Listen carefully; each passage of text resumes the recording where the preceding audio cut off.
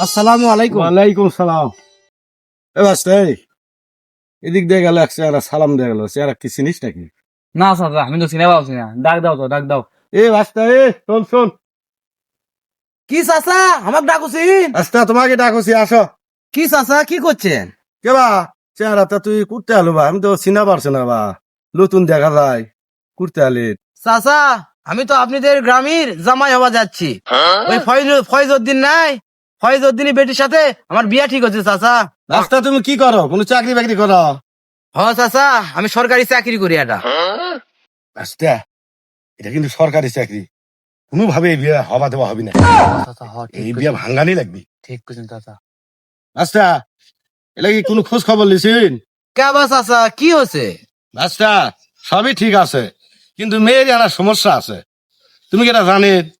তা মেয়ের কি সমস্যা আছে চাচা? চাচা শোনো, মেয়ের সবই ভালো, বংশ আদিও ভালো, কিন্তু মেয়ের চরিত্র খারাপ। চাচা, আপনার কথা আমার বিশ্বাস হচ্ছে না। আমার পরিবার সবাই দেখা গেছে, সবাই কোসে যে খুব ভালো, তারপর গ্রামের লোকেরাও বলছে ভালো।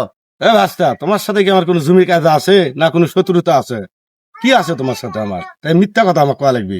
চাচা, আপনি একটা সত্য কথা কয়া আমার বাপের উপকার করলেন, এই জন্যই আপনাকে ধন্যবাদ চাচা। আপনি ভালো থাকেন। আচ্ছা দেখ, বিয়া কিভাবে ভ্যাঙ্গে দেন, বিয়া ভ্যাঙ্গা চলে গেল ফয়জের বেটি, বুঝিস নে? হ্যাঁ বুঝছি। এই বিয়া হওয়া দেওয়া হবে না, ভ্যাঙ্গা দেন ওই জন্য। যা, তুমি থাকতে গামত কেউ বিয়া দিবে ভালো কথা, একটা দিয়েও হবা দেবে না। একটা দেওয়া হবে না। হ্যাঁ ঠিক।